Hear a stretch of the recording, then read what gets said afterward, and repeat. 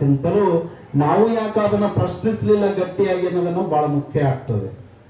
ಮಾಡ್ಬೇಕಾದವರು ಮಾಡಿಲ್ಲ ಅನ್ನೋದೊಂದು ಕಡೆ ತಪ್ಪು, ಮಾಡಲಾಗಿರೋದು ಕೇಳಲಾರ್ದು ನಮ್ದು ಮಹಾ ತಪ್ಪು ಅಂತ ನನಗೆ ಅನಿಸ್ತದೆ. ಅದಕ್ಕಾಗಿ ಅದು ಇವತ್ತು ಕಾಲ ಕೂಡಿ ಬಂದಿದೆ. ಗಣಗಾಪುರದ ಸಾಹೇಬ್ರೆ, ಗಣಗಾಪುರ ಗ್ರಾಮಸ್ಥರು ಎಲ್ಲರೂ ಕೂಡ ಜಾತ್ಯತೀತ, ಪಕ್ಷಾತೀತ, ಧರ್ಮಾತೀತವಾಗಿ ಎಲ್ಲರೂ ಒಂದಾಗಿ ಈ ಮಾಡ್ತಕ್ಕಂಥ ಈ ಹೋರಾಟ, ಇಲ್ಲಿ ಯಾವರಿಗೂ ಭೇದ ಭಾವ ಇಲ್ಲ. ಅವಾಗ ನಾವು ಅವಾಗವಾಗ ಕೇಳ್ತಾ ಇದ್ವಿ, ಏನ್ರಿ ಅಭಿವೃದ್ಧಿ ಆಗ್ತಾ ಇಲ್ಲ, ಗಣಗಾಪುರ ಹಿಂಗೆ ಕುಳಿದ ಏನ್ರಿ ಊರಾಗ ಜನನೇ ಸಜ್ಜಿಲ್ಲ, ಒಬ್ರಿಗೊಬ್ರು ಬೆಂಬಲ ಮಾಡಲ್ಲ, ಹಿಂಗಾಗಿ ಅಭಿವೃದ್ಧಿ ಆಗಲಾಗ್ಯದ ಅಂತ ಹೇಳಿ ಮಾತಾಡೋರೇ ಭಾಳ ಬಂದಿದ್ರು. ನನಗೆ ಹೋರಾಟ ಪ್ರಾರಂಭ ಮಾಡೋದಕ್ಕಿಂತ ಮೊದಲು ಹಲವಾರು ಸಾರಿ ಜನರ ಜೊತೆ ಮಾತಾಡಿದಾಗ ಅನಿಸ್ತಿತ್ತು, ಅಲ್ಲಿ ಹೋದಾಗ ಏನಾರ ಗೊಂದಲ ಸೃಷ್ಟಿ ಆಗ್ಬಿಡ್ತಾರಪ್ಪ, ಮತ್ತೆಲ್ಲರೂ ವಾತಾವರಣ ಸರಿ ಒಂದಕ್ಕೊಂದು ಹೊಂದಾಣಿಕೆ ಆಗ್ಲಾರ್ದಂಗೆ ಆಗ್ತದೆ ಅಂತ ಹೇಳಿ ನನಗೆ ಅನಿಸ್ತಾ ಇತ್ತು. ಇಲ್ಲಿ ಬಂಧುಗಳಿಗೆ ಗೊತ್ತಾಗಿದೆ, ಅರ್ಚಕರು ಎಲ್ಲ ಸಮಾಜ ಬಾಂಧವರು ಇವತ್ತು ತಾವೇ ಸ್ವತಃ ವಾಲಂಟರಿಯಾಗಿ ಈ ಕಾರ್ಯಕ್ರಮದಲ್ಲಿ ಬಂದು ಕುತ್ಕೊಂಡು ಎಲ್ಲ ರೀತಿಯಿಂದ ಸಹಕಾರವನ್ನ ಮಾಡ್ತಾ ಇದ್ದಾರೆ. ಕಾರಣ ಇಷ್ಟೇ, ಎಲ್ಲರಿಗೂ ಆಕ್ರೋಶ ಇದೆ. ಒಂದು ವೇದಿಕೆ ಬೇಕಾಗಿತ್ತು, ಅದು ಇವಾಗ ಪ್ರಾರಂಭ ಆಗಿದೆ. ಮೊನ್ನೆ ಶಾಸಕರಲ್ಲಿ ನಾನು ಮನವಿಯನ್ನು ಮಾಡ್ಕೋತಾ ಇದ್ದೇನೆ. ಮೊನ್ನೆ ನಮ್ಮ ಅಫಜಲ್ಪುರದ ಶಾಸಕರು MY ಪಾಟೀಲ್ ಸಾಹೇಬರು ಬಂದಿದ್ರು, ನಿನ್ನೆ ಮಾಜಿ ಸಂಸದರಾದಂತಹ ಉಮೇಶ್ ಜಾಧವ್ ಸಾಹೇಬರು ಮತ್ತು ನಿತಿನ್ ಗುತ್ತೇದಾರ್ ಅವರು ಬಂದಿದ್ರು.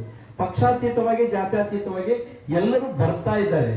ನಮ್ಮದು ಬೆಂಬಲ ಇದೆ ಅಂದ್ರೆ ಆ ಕೆಲಸ ಆಗಲ್ಲ. ಎಲ್ಲರಿಗೂ ಅಭಿವೃದ್ಧಿ ಆಗ್ಬೇಕಂತಿದೆ. ಯಾರಿಗೆ ಒಬ್ಬರಿಗೆ ಇಲ್ಲಿ ಬಂದವ್ರಿಗೆ ಅಭಿವೃದ್ಧಿ ಆಗ್ಬಾರ್ದು, ಇಲ್ಲಿ ಹೊಲಸಿರ್ಬೇಕು, ಬಂದವ್ರಿಗೆ ಅಸ್ತವ್ಯಸ್ತ ಆಗ್ಬೇಕಂತ ಯಾರ ಭಾವನೆ ಇಲ್ಲ. ಎಲ್ಲರೂ ಹಿಂಗೆ ಕದತ್ರ ಸಿಟ್ಟೆ ಬಂದಿರ್ತದ.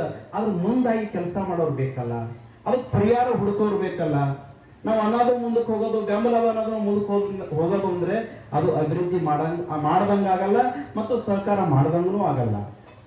ಒಂದು ಗಟ್ಟಿಯಾದ ತೀರ್ಮಾನವನ್ನು ಇವತ್ತು ಗಣಗಾಪುರದವರು ನಾವು ಎಲ್ಲರೂ ಸೇರ್ಕೊಂಡು ಮಾಡಿದ್ದೇವೆ. ಶತಾಯ ಈ ಸಾರ್ತಿ ಒಂದು ದಂಡಿಗೆ ಹಚ್ಚೇ ಬಿಡ್ಬೇಕು.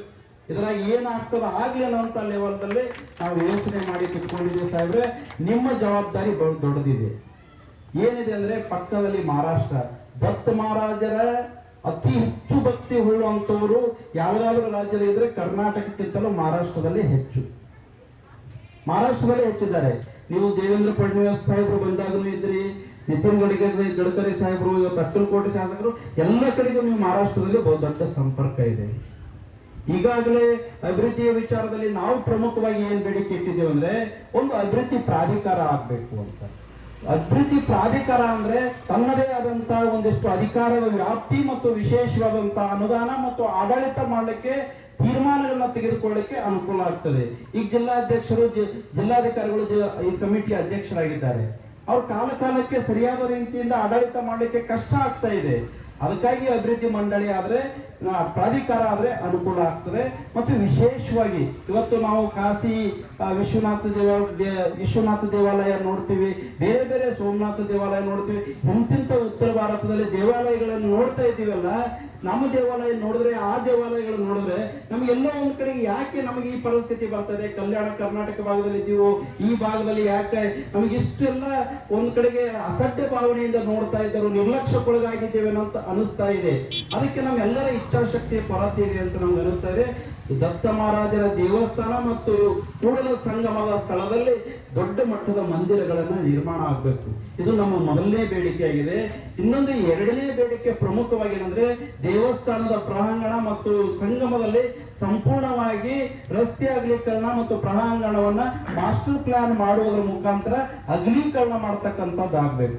ಅಗಲೀಕರಣವನ್ನು ಮಾಡುವುದರ ಜೊತೆಗೆ ಇವತ್ತು ಕಾಶಿ ವಿಶ್ವನಾಥ ದೇವಾಲಯದ ಕಾರಿಡಾರ್ ಯೋಜನೆಯನ್ನು ವಿಶೇಷವಾಗಿ ಅಭಿವೃದ್ಧಿ ಮಾಡಿದಾರಲ್ಲ, ಅದೇ ಮಾದರಿಯಲ್ಲಿ ಗಣಗಾಪುರ ದತ್ತ ಮಹಾರಾಜರ ದೇವಸ್ಥಾನ ಮತ್ತು ಗಣಗಾಪುರ ಗ್ರಾಮವನ್ನ ಕಾರಿಡಾರ್ ಯೋಜನೆಯಲ್ಲಿ ಇವತ್ತು ಅಭಿವೃದ್ಧಿಗೊಳಿಸ್ತಕ್ಕಂಥದ್ದು ಆಗಬೇಕು ಅನ್ನೋದು ನಮ್ದು ಎರಡನೇ ಬೇಡಿಕೆಯಾಗಿದೆ. ನಮ್ದು ಇನ್ನೊಂದು ಮೂರನೇ ಬೇಡಿಕೆ ಏನಂದ್ರೆ, ಇಲ್ಲಿ ನೈಸರ್ಗಿಕವಾಗಿ ದೊಡ್ಡ ಭೀಮಾ ನದಿ ಹರಿತದೆ, ಅಮರ್ಜ ಹರಿತದೆ, ಎರಡು ಸಂಗಮ ಇದೆ. ಈ ನಮ್ಮ ಬೇಲ್ಮಾ ಬ್ಯಾರೇಜಿನಿಂದ ಸಂಗಮದವರೆಗೆ ಮತ್ತು ನಮ್ಮ ಅಮರ್ಜ ನದಿಯ ಭಾಗದಲ್ಲಿ ಘಾಟುಗಳನ್ನು ನಿರ್ಮಾಣ ಮಾಡಿ, ಅಲ್ಲಿ ಸೌಂದರ್ಯೀಕರಣ ಗಾರ್ಡನ್ಗಳಾಗಿರ್ಲಿ, ಬೇರೆ ಬೇರೆ ಲೈಟಿಂಗು, ಹೊಸ ಆಧುನಿಕ ರೀತಿಯಲ್ಲಿ ಸೌಂದರ್ಯೀಕರಣ ಮಾಡುವುದರ ಜೊತೆಗೆ ಅಲ್ಲಿ ಪ್ರವಾಸಿಗರನ್ನ ಸೆಳೆಯುವಂತ ನಿಟ್ಟಿನಲ್ಲಿ ಮತ್ತು ಅಷ್ಟತೀರ್ಥಗಳನ್ನ ಸ್ಥಳಗಳೇನಿವೆಲ್ಲ ಅವು ವಿಶೇಷವಾದಂತ ಅಭಿವೃದ್ಧಿಗೊಳಿಸುವುದು ಒಂದು ಕಡೆಗೆ, ಇನ್ನೊಂದು ಕಡೆಗೆ ಇವತ್ತು ಇಡೀ ಭಾರತ ದೇಶವನ್ನ ಸೆಳೆಯುವಂತ ನಿಟ್ಟಿನಲ್ಲಿ ದೊಡ್ಡ ಮಟ್ಟದಲ್ಲಿ ಇಲ್ಲಿ ಪ್ರವಾಸಿ ತಾಣವನ್ನಾಗಿ ನಿರ್ಮಾಣ ಮಾಡ್ತಕ್ಕಂಥ ಕೆಲಸವನ್ನ ಮಾಡಬೇಕು ಅನ್ನೋದನ್ನ ಸರ್ಕಾರದ ಮೇಲೆ ನಮ್ದು ಒತ್ತಡ ಇದೆ. ಅದರ ಜೊತೆಗೆ ಇನ್ನು ವಿಶೇಷವಾಗಿ ಯಾತ್ರಿ ನಿವಾಸಗಳಿಲ್ಲ. ಲಕ್ಷಾಂತರ ಜನ ಭಕ್ತರು ಬರ್ತಾರೆ. ಇಲ್ಲಿ ಬಂದವರು ಹೋಗಿ ಅಕ್ಕಲಕೋಟ ಸ್ವಾಮಿ ಸಮರ್ಥ, ಗುಲ್ಬರ್ಗೋ, ಸೊಲಾಪುರ ಆ ಕಡೆಗೆ ಹೋಗಿ ವಾಸ್ತವ್ಯವನ್ನ ಮಾಡ್ತಾರೆ. ಅವ್ರು ಇಲ್ಲೇ ಇದ್ರೆ ಇಲ್ಲಿನ ಉದ್ಯೋಗ, ವ್ಯಾಪಾರ, ಬೇರೆ ಬೇರೆ ಎಲ್ಲ ರೀತಿಯಿಂದ ಅಭಿವೃದ್ಧಿ ಆಗ್ಲಿಕ್ಕಾಗ್ತದೆ. ಸರ್ಕಾರದ ವತಿಯಿಂದ ಅತ್ಯಾಧುನಿಕ ಮಾತ್ರ ಹೈಟೆಕ್ ರೀತಿಯಲ್ಲಿ ಈ ಯಾತ್ರಿ ನಿವಾಸಗಳನ್ನು ನಿರ್ಮಾಣ ಮಾಡತಕ್ಕಂತ ಕೆಲಸ ಆಗ್ಬೇಕು. ಅದರ ಜೊತೆಗೆ ಸರ್ಕಾರದಿಂದ ಇವತ್ತು ಧರ್ಮಸ್ಥಳ, ಮಂತ್ರಾಲಯ, ಬೇರೆ ಬೇರೆ ಕಡೆಗೆ ನೋಡ್ತಾ ಇದೀವಲ್ಲ, ಅನ್ನ ಪ್ರಸಾದ ನಿಲಯಗಳನ್ನ ತೆರೆಯುವಂತದ್ದಾಗಬೇಕು. ಬಂದಂತ ಎಷ್ಟೋ ಜನ ಭಕ್ತರು ಇರ್ತಾರೆ, ಬಡವರು ಇರ್ತಾರೆ, ಎಷ್ಟೋ ಜನ ಪ್ರಸಾದವನ್ನ ತಗೊಂಡು ಹೋಗ್ಬೇಕು ದತ್ತ ಮಹಾರಾಜರು ಅಂತಿರ್ತವಲ್ಲ, ಅದಕ್ಕಾಗಿ ಸರ್ಕಾರದ ವತಿಯಿಂದನೇ ಒಂದು ದೊಡ್ಡ ಅನ್ನ ಪ್ರಸಾದ ನಿಲಯವನ್ನ ನಿರ್ಮಾಣ ಮಾಡತಕ್ಕಂಥದ್ದಾಗಬೇಕು. ಇದರ ಜೊತೆಗೆ ಪಾರ್ಕಿಂಗ್ ಬಹಳ ಸಮಸ್ಯೆ ಇದೆ, ಬಹಳ ಅಂದ್ರೆ ಬಹಳ ತೊಂದರೆ ಇದೆ.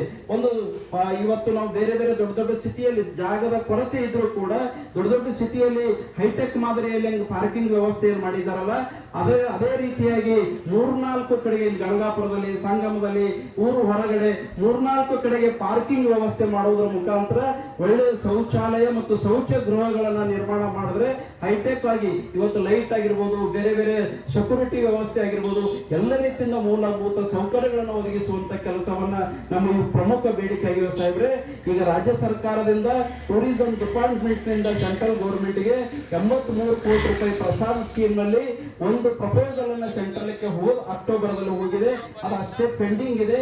ತಾವು ಕೇಂದ್ರದಲ್ಲಿ ಬಿಜೆಪಿ ಸರ್ಕಾರ ಇರೋದ್ರಿಂದ ಎಲ್ಲರ ಜೊತೆ ಸಂಪರ್ಕ ಇದೆ. ಇವತ್ತು ಶೋಭಾ ಕರಂದ್ಲಾಜೆ ಮೇಡಮ್ ಆಗಿರ್ಬೋದು, ವಿ ಸೋಮಣ್ಣ ಸಾಹೇಬ್ರ ಆಗಿರ್ಬೋದು, ಪ್ರಹ್ಲಾದ್ ಜೋಶಿ ಸಾಹೇಬ್ರ ಆಗಿರ್ಬೋದು, ಎಲ್ಲರೂ ಏನು ನಮ್ಮ ಬಿಜೆಪಿಯ ಮುಖಂಡರು ಕೇಂದ್ರದಲ್ಲಿ ಇದ್ದಾರಲ್ಲ, ಅವರಿಗೂ ಎಲ್ಲರಿಗೂ ಮಾತನಾಡಿ ಅದನ್ನು ಬಹಳ ಸಣ್ಣ ಕೆಲಸ. ಇವತ್ತು ನೀವು ಎಲ್ಲರೂ ಪ್ರಯತ್ನ ಮಾಡಿದ್ರೆ ಅದನ್ನ ಅನುಮೋದನೆ ಆದ್ರೆ, ಅಪ್ರೂವಲ್ ಆದ್ರೆ ಅದೊಂದು 83 ಕೋಟಿವರೆಗೂ ನಮ್ಗೆ ಅನುದಾನವನ್ನ ಸಿಗುತ್ತದೆ. ರಾಜ್ಯ ಸರ್ಕಾರದ ಜವಾಬ್ದಾರಿ ಇದೆ. ಇವತ್ತು ಮಾಸ್ಟರ್ ಪ್ಲಾನ್ ಮಾಡಬೇಕಾದ್ರೆ ಬೇರೆ ಬೇರೆ ಇವತ್ತು KKRDBಯಲ್ಲಿ ಸಾವಿರಾರು ಕೋಟಿ ರೂಪಾಯಿ ಬಜೆಟ್ ಇದೆ. ಇಲ್ಲಿ ಸರಿಯಾಗಿ ತಿರುಗಾಡಲಿಕ್ಕೆ CC ರಸ್ತೆ ಇಲ್ಲ, ಬೇರೆ ಬೇರೆ ವ್ಯವಸ್ಥೆಗಳಿಲ್ಲ. ಇವತ್ತು ಶಾಸಕರಿಗೆ ಅವರಿಗೆ ಎಲ್ಲರಿಗೂ ಒತ್ತಡ ಆಗ್ತಾ ಇದೀವಿ. ತಾವು ಕೂಡ ರಾಜ್ಯ ಸರ್ಕಾರ, ಕೇಂದ್ರ ಸರ್ಕಾರದ ಮೇಲೆ ಒತ್ತಡವನ್ನು ಹಾಕಿ ವಿಶೇಷವಾಗಿ ಮುತುವರ್ಜಿಯನ್ನು ವಹಿಸಿ ಗಣಗಾಪುರವನ್ನ ಸಮಗ್ರ ಅಭಿವೃದ್ಧಿ ಮಾಡುವಂತ ನಿಟ್ಟಿನಲ್ಲಿ ಉತ್ತರ ಭಾರತದಲ್ಲಿ ಕಾಶಿ ವಿಶ್ವನಾಥ ದೇವಾಲಯ ಕಾರಿಡಾರ್ ಯೋಜನೆ ಹೆಂಗ್ ಮಾಡಿದಾರಲ್ಲ, ಈ ದಕ್ಷಿಣ ಕರ್ನಾಟಕ ಭಾಗದಲ್ಲಿ ದಕ್ಷಿಣ ಭಾರತದ ಕಾಶಿ ಎಂದೇ ಕರೆಸಿಕೊಳ್ಳುವಂತ ಈ ಒಂದು ದತ್ತ ಮಹಾರಾಜರ ಗಣಗಾಪುರವನ್ನ ಅಭಿವೃದ್ಧಿಗೊಳಿಸುವಂತ ನಿಟ್ಟಿನಲ್ಲಿ ತಾವು ಕಂಕಣ ಬದ್ಧರಾಗಿ ಕೆಲಸವನ್ನ ಮಾಡಬೇಕು ಅಂತ ಹೇಳಿ ಬಹಳ ಕಳಕಳಿಯ ಮನವಿಯನ್ನು ಮಾಡ್ಕೊತಾ ಇದ್ದೇವೆ. ಈ ಹೋರಾಟ ಇನ್ನೂ ಅನಿರ್ದಿಷ್ಟ ಅವಧಿಯಲ್ಲಿ ನಡೆಸತ್ತಾಗ ಒಂದು ಏನಾದ್ರೂ ಇತ್ಯರ್ಥ ಆಗುವವರೆಗೂ ಕೂಡ ನಮ್ಮ ಹೋರಾಟ ಯಾವುದೇ ಕಾರಣಕ್ಕೆ ನಾವು ಕೈ ಬಿಡಲ್ಲ. ನಮ್ಮ ಹೋರಾಟ ಮುಗಿಯುವವರೆಗೂ ಕೂಡ ನಮ್ಮ ಜೊತೆ ನಿಂತ್ಕೊಂಡು ನೀವು ಬೆಂಬಲವನ್ನ ಮಾಡಬೇಕು ಅಂತ ಹೇಳಿ ಬಹಳ ಕಳಕಳಿಯ ಮನವಿಯನ್ನ ಇಡೀ